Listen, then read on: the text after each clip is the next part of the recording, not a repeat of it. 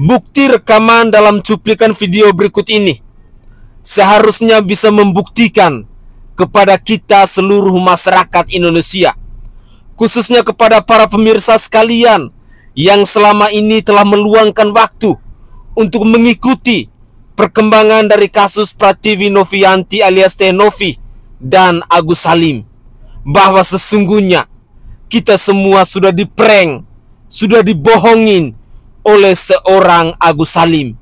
Karena dalam cuplikan video berikut ini secara terang-terangan mau membuktikan kepada kita semua bahwa matanya dari si Agus Salim ini sesungguhnya tidak buta. Dia bisa melihat. Dan dengan demikian saya ingin mengajak pemirsa sekalian, mari kita bersama-sama menyimak cuplikan video berikut ini. Inilah cuplikan video selengkapnya. Dengan gampangnya si Agus bohongi kita. Lihat guys, ada salah satu video yang menunjukkan bahwa Agus itu baik-baik saja gitu. Gimana Gus? Nih kagak lama nih si Agus klarifikasi lagi nih. Saya memang sudah bisa melihat karena berobat. Kapan lu berobat Gus? Perbaikin kelopak mata aja tuh belum. Kagak usah klarifikasi lagi. Itu tetangga lu yang ngerekam. Terus kagak usah ngelaporin orang Gus. Si pengacara lu juga kena musibah. Tuh, rumahnya di demo tuh sama orang-orang UMKM karena ngebohongin orang, ngambil duit orang. Gimana Gus? Hah? Gus, orang kayak lu yang kagak baik kayak lu tuh bakalan ketemu sama orang yang kagak baik juga. Makanya Gus, dari awal nih berita lu turutin apa yang kata Teh Novi. Kayak Bang Faisal tuh udah mau berangkat ke Malaysia Gus. Lu masih di Indonesia baik. Diobatin kagak, dioperasi kagak. Lu coba lu nurut dari kemarin-kemarin. Kagak begini kejadiannya. Lu mau ngambil tuh duit doang Gus. Udah dapat donasi nih dikasih sama Bang Densu. Terus lu cuma pengennya lu berobat sendiri, padahal lu kagak bakalan berobat tuh duit pakai lu kehidupan lu nanti ke depannya gitu. Pasti mau lu kayak gitu. Lu cuma mau duitnya doang Gus. Kita semua juga tahu. Gue udah kesel banget ini. Lu nyusahin banyak orang Gus. Lu ngefitnah Teh Novi, lu ngehujat Teh Novi, lu bikin orang-orang berspekulasi, bikin fitnah ke dia, padahal itu nggak ada. Sedangkan Teh Novi ngomong sesuai fakta bahwa lu make itu duit. Dia difitnah biaya kehidupan dia pakai duit donasi untuk yayasan dia difitnah operasi hidung buat pakai duit yayasan donasi ya dari yayasan dia beli mobil Alphard dituduh pakai duit donasi. Lu bikin orang yang baik kayak gitu Gus difitnah orang gitu kan, sedangkan lu aja munafik. Dia punya harta benda di operasi hidung sebelum dia punya itu yayasan Gus. Pas jadi pramugari lu jadi apa? Hah? Lu jadi apa? Cuma suruhan orang di kafe lu. Dia pramugari Gus. Terbang ke sana kemari Gus, sedangkan lu terbang ke langit pas dapat duit 1M. Tuh, Bang Icang, karena kebaikannya Bang Densu enggak segan-segan ngasih uang 150 juta cash ke tangannya dia. Karena apa? Orang amanah. Teh Novi juga ngasih duit sekitar 20 juta ke Bang Icang. Kagak ada tuh. Dia amanah Gus. Bahkan dia punya anak, dia punya bini, ditinggalin sama bininya Gus. Kagak repot kayak lu. Dia kagak make itu duit donasi buat makan anaknya sama bininya, ngasih nafkah bininya walaupun udah berpisah. Kagak repot dia. Dia kerja nabung Gus buat kehidupan dia nanti. Lah lu kerja 2 laki bini kagak dapet apa-apa. Kan malu Gus. Itu adeknya yang rawat. Kagak ada tuh adeknya minta-minta duit buat bayarin utang, buat balas jasa budinya dia ngerawat si abangnya. Kagak ada Gus orang yang kayak gitu. Sebelum lu ngeluduh orang, ngefitnah orang tanpa bukti, lu ngomong-ngomong baik, pasti semua fitnahan itu dari elu Gus. Ya, mulut elu tuh. Assalamualaikum warahmatullahi wabarakatuh. Salam Om Swastiastu, Namo Buddhaya, salam kebajikan dan salam sejahtera untuk kita semua. Saudaraku sebangsa dan setanah air, para penonton kanal YouTubeku yang sangat saya hormati dan sangat saya cintai.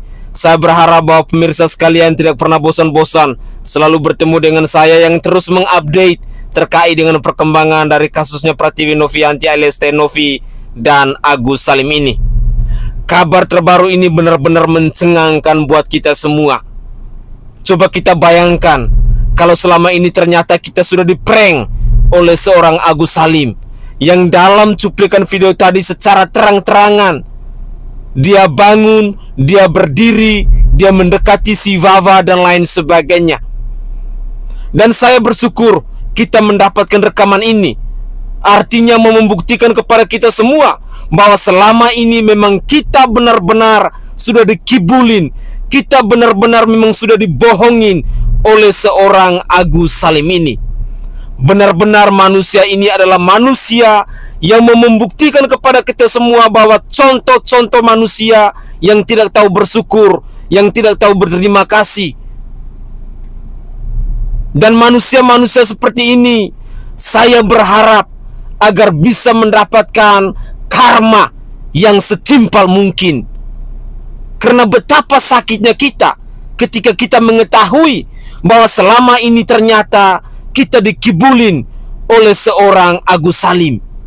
Semakin banyak dramatisasi yang kau lakukan, semakin banyak sandiwara yang kau lakukan, maka kebohonganmu itu semakin terungkap. Kau camkan itu baik-baik, Agus Salim. Terus terang, para donatur yang menyaksikan cuplikan video ini pasti merasa sakit hati, pasti merasa kecewa karena telah dikibulin, karena telah dibohongin oleh seorang Agus Salim.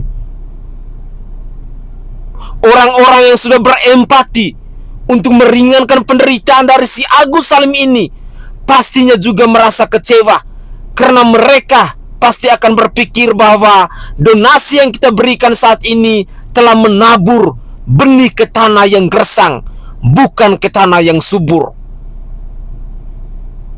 Jujur, saat ini yang netizen Indonesia nantikan, yang para pemirsa sekalian nantikan, pasti bagaimana kira-kira klarifikasi yang akan disampaikan oleh seorang Farhad Abbas, yang akan disampaikan oleh seorang Krishna Mukti. Padahal baru kemarin mereka menyerahkan bantuan langsung tunai sebesar 50 juta rupiah kepada Agus Salim, dan uang itu bisa dipergunakan untuk apa saja.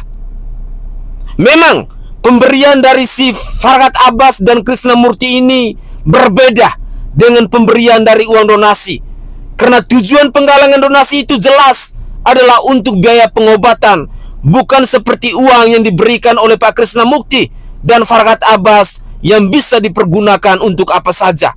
Tetapi apapun itu, cuplikan video yang membuktikan bahwa seorang Agus Salim ternyata bisa melihat, dan selama ini beliau telah menghibur kita semua, pasti membuat kita kecewa dan sakit hati. Dan yang pasti, kita akan menunggu apa kira-kira klarifikasi yang akan disampaikan oleh seorang Farhad Abbas, lawyer yang selama ini setia untuk mendampingi Agus Salim, lawyer yang selama ini setia untuk selalu mengeluarkan pernyataan-pernyataan kontroversial, menciptakan persoalan-persoalan baru, membuat laporan ke kantor polisi yang begitu aktif dan masif, mulai dari Denny Sumargo, Pablo Benua, dan yang terbaru adalah Yolo Ine. Mari kita simak komentar dari netizen perihal matanya si Agus Salim yang bisa melihat ini, yang selama ini dia sudah mendramatisasi kepada kita semua seolah-olah dia adalah benar-benar buta. Inilah komentar dari netizen selengkapnya. Pak pengacaranya Agus udah nonton belum video yang lagi viral sekarang? Kira-kira jadi nggak ya bawa Agus ke Singapura untuk berobat? Terus kalau udah begitu, nanti kalau misalnya yang kemarin dikasih 50 juta kalau udah habis ditambahin lagi nggak tuh? Kan sekarang udah kelihatan tuh, sehat-sehat aja kok, ya kan? Perhatiin deh videonya, ya kan? Sehat-sehat aja loh dia loh. Waduh, nggak boleh gitu Gus ya, nggak boleh gitu. Nanti apalagi yang kebongkar Gus? Udah deh, insaf, tobat, tobat dah. Nanti makin banyak loh drama-drama gitu, makin banyak kebongkar nanti. Ya, nanti bukan 1-2 orang doang yang ngomong, banyak yang bakalan bikin video tentang itu. Udah deh, ya kan? Lu sih nggak mau dengar omongan gue dari awal, ya kan? Coba kalau dengerin omongan gue dari awal, dari gue pertama kali bikin video tentang lu dengerin tuh, nggak mungkin kayak gini, ya kan? Dan banyak juga yang ngomong, bukan gue doang. Nggak mungkin kejadian kayak gini, lu diolok-olok se-Indonesia Raya, ya kan? Nah, masih belum cukup. Nanti besok apa lagi yang kebongkar? Ayo. Ya kan? Itu kan dari kamera luar, kan nggak lihat. Aduh, biarpun dari kameranya di luar, misalnya tuh ya, ternyata ada ngide lagi, itu dari kamera luar, atau itu kan Agus udah biasa di rumahnya, bisa aja kan? Ada beberapa kemungkinan akan nyaut kayak begitu, ya. Oh, itu kan Agus udah biasa di rumahnya. Beda jalannya orang, ya, yang benar-benar buta total, sama yang nggak buta total, masih bisa ngelihat. Itu pede. Tadi tuh jalannya jalan pede, kayak kita yang bisa ngelihat, nengok ke orang yang kita lawan bicara, terus ngelihat ke arah sana, berdirinya aja gagah. Dia jalan ke lemari, dia ambil. Itu udah jelas-jelas banget kagak buta, Bang. Bukan meraba-raba, bukan, ya, bukan, nggak meraba-raba. Itu dari gesturnya. Kalau misalnya itu beneran buta, nggak mungkin begitu. Orang buta itu kalau kita acting juga di sinetron gitu ya, kalau pura-pura jadi orang buta ya, itu kita bener-bener tertatih-tatih, nggak bisa. Jadi ada body language kita tuh yang kalau buta itu seperti takut jatuh, jadi jalan juga pelan, tangan udah pasti main, kiri kanannya tuh pasti main. Terus pandangan mata kita nggak boleh lihat lawan main kita kalau kita acting buta. Jadi kalau si orangnya di sini nih yang kita lihat, kita paling ngeliatnya ke sini. Jadi ngobrol kan dia di situ. Yang kita utamakan tuh indranya pendengaran kalau kita lagi acting buta. Jadi karena mata ini kan nggak berfungsi nih begini. Nah, jadi ini kita gini. Jadi ada gerakan tuh yang aneh memang. Misalnya orangnya di sini ya kita gini. Orangnya kan di sini nih. Paling kita gini. Nggak mungkin begini, nggak mungkin. Ini tuh untuk mata yang nyala, mata yang hidup mengelihat. Lihat kan orang itu tidak bisa melihat. Sorry Agus udah bisa lihat, aku juga happy, tapi kayaknya nggak bakal jadi ke Singapura dah. Ya, dari VT yang terakhir ya, Agus kayaknya nggak jadi ke Singapura. Kan buat mata lah, Agus aja udah nggak buta, gimana dong? Iya, udah kayaknya nggak jadi Gus. Coba tanya tuh.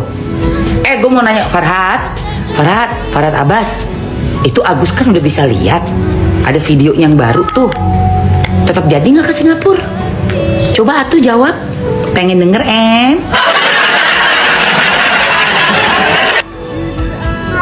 Aduh, iya udah bisa akhirnya ya guys. Dan kalau memang kita itu bicaranya nggak jujur, ada banyak cara bakalan kita ketahuan. Karena gini loh, apalagi ya, kamu pura-pura buta. Aduh, itu paling susah itu, mempertahankan kepura-puraan untuk misalnya buta, sakit, pincang misalnya. Apalah yang nggak berfungsi dari tubuh kita, kita pura-pura bohong-bohong gitu. Kan sering tuh kayak di sinetron-sinetron, pura-puranya stroke gitu kan, padahal bohong. Pemeran antagonis biasa gue kan antagonis tuh ya, Eke kan antagonis. Nah, Eke kan antagonis kan, jadi suka ada adegan-adegan begitu untuk kayak pura-puranya biar dapat apa gitu ya dari anaknya, mertua jahat. Gue tuh ya suka jadi mertua jahat. Pura-puranya gue begini, buat bisa nguping gitu. Jadi kayak pura-puranya bego gitu, kayak gitu. Padahal pengen nguping menantunya ngomong apa. Itu ada tuh adegannya. Gue nguping di pintu. Padahal gue biasa di kursi roda. Nah, karena gue nguping, gue berdiri, gue lupa kan. Ketahuan dong gitu. Nah, ibu, kok ibu bisa berdiri, Bu? Bukannya ibu kena stroke dan gak bisa berjalan lagi? Iya, Indosiar. Tadi tuh si Agus tuh kayak sinetron Indosiar itu. Ketangkep basah sama wartawan dari balik jendela yang kagak ada gordennya. Gus, lu juga lagian Gus ya. Lu tuh kalau mau acting itu, kalau mau lu mempertahankan pura-pura butanya, rumah itu dikondisikan, Gus. Kasih dong gorden di situ. Kaca tembus. Udah gitu bukan kaca hitam lagi, kaca tembus, kaca bening. Dari dalam bisa lihat luar, dari luar bisa lihat dalam. Lu gimana sih? Nah itu gua langsung acting gua nih. Ketahuan kan? Langsung pura-pura gini lagi. Alhamdulillah, ibu mendapatkan mukjizat. Padahal mah ya Allah, ibu bisa berjalan. Ya Allah, padahal mah dalam hati itu ada voice over. Jadi kalau lagi syuting itu ada namanya voice over. Itu kayak suara-suara kita dalam hati gitu. Tapi diperdengarkan supaya penonton bisa tahu apa yang si pemeran ini sedang pikirkan untuk keseruannya gitu ya. Jadi itu nggak masalah sebenarnya kalau untuk makan, untuk transportasi, itu kan kebutuhan dari Mas A juga, gitu. Itu yang prioritas yang harus dia lakukan, itu kan kebutuhan ya. Tapi bukan dengan cara, kalau menurutku pribadi nih ya, bukan dengan cara bayar utang orang, terus yang notabene itu tidak ada hubungannya ya untuk Mas A ini ya, Om, karena bukan rumah dia juga, gitu. Kalaupun emang dia butuh apa ya, pendapatku lebih baik kalau menurutku dia ngontrak, dia sewa caregiver yang jelas-jelas dia tahu gajinya, misalnya caregiver 1 bulan 5 juta gitu untuk merawat dia, ketimbang yang ini belum dipakai untuk pengobatan dan dari 1,3 itu dipakai hanya 900.000 di luar dari BPJS dari 1,3. Itu kan menjadi pertanyaan dong yang jelas-jelas pada saat open donasi untuk operasi mata, bukan untuk bayar utang, bukan untuk kehidupannya gitu. Maksudku kalau mungkin setelah operasi ada lebih, mau untuk usaha nantinya, mau untuk dia beli transportasi supaya nggak naik online terus gitu, itu kan nggak masalah. Skala prioritas itu paling penting. Iya, skala prioritasnya gitu. Makanya akhirnya Mas A ini dan keluarganya menyerahkan agar supaya dana donasi tersebut dikelola di yayasan. Operasi dulu, setelah operasi kalau ada sisa uangnya, rencananya kan Mas Agus ini kan mungkin sudah tidak bisa melihat gitu. Tapi kan dia harus punya income dong setiap bulan. Kan dia tidak bisa bekerja. Ya dengan cara apa? Kalau menurutku kita beli kontrakan, kos-kosan gitu supaya dia ada income bulanan. Itu udah kita pikirkan sebenarnya. Sampai saya ngomong demi Allah, saya nggak akan minta 1 perak pun gitu. Nggak ada niat untuk apa ya, untuk ngambil, untuk minta gitu, nggak ada sama sekali. Hanya pengen itu dikelola dengan sangat baik, karena itu adalah amanah. Pertanggungjawabannya bukan cuma dunia loh, akhirat juga. Oke guys, itu adalah cuplikan-cuplikan video yang bisa saya persembahkan kepada pemirsa sekalian dalam konten saya kali ini, guna mengupdate terkait dengan perkembangan terbaru dari kasusnya Pratiwi Novianti alias Novi dan Agus Salim ini. Ada 2 hal penting yang kita simak dalam cuplikan video ini. Yang pertama, tentang tuntutan dari netizen yang mengharapkan Apa kira-kira yang akan disampaikan oleh seorang Farhad Abbas atau oleh seorang Krishna Mukti yang adalah lawyer, yang adalah pengacara, yang adalah kuasa hukum dari si Agus Salim dan keluarga ini? Setelah mengetahui video ini pun sudah viral di media sosial, di mana banyak netizen, banyak donatur yang mulai speak up ketika kebohongan dari seorang Agus Salim ini sudah mulai terungkap. Itu yang akan ditunggu oleh kita netizen Indonesia, oleh kita yang selama ini mengikuti perkembangan dari kasus ini. Pasti kita akan tunggu apa yang akan disampaikan oleh seorang Farhad Abbas, yang selama ini kita tahu bahwa persoalan ini melebar kemana-mana, semakin ribet, semakin runyam. Itu hanya gara-gara Farhad Abbas, si lawyer yang tidak profesional dalam menjalankan tugasnya sebagai seorang advokat ini. Karena kita semua pastinya sudah tahu bahwa kuasa yang diberikan oleh Agus Salim dan keluarga itu adalah tentang persoalan uang donasi. Tidak ada sangkut pautnya membongkar aib dari seorang Pratiwi Novianti, misalnya tentang penggunaan narkoboy, misalnya tentang roda 4, misalnya tentang operasi hidung dan lain sebagainya. Tidak ada kuasa yang diberikan oleh Agus Salim sampai ke arah itu. Tetapi karena dihadirkan oleh para lawyer yang tidak profesional dalam menjalankan tugas mereka, sehingga pada akhirnya persoalan ini merembet kemana-mana.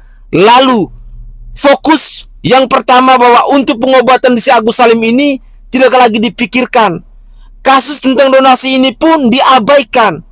Karena sekarang fakta sudah membuktikan semua orang lebih ramai-ramai berspeak up tentang persoalan antara Farhad Abbas dan Denny Sumargo, tentang persoalan antara Farhad Abbas dan Pablo Benua, atau tentang persoalan Farhad Abbas dan Yolo Ine.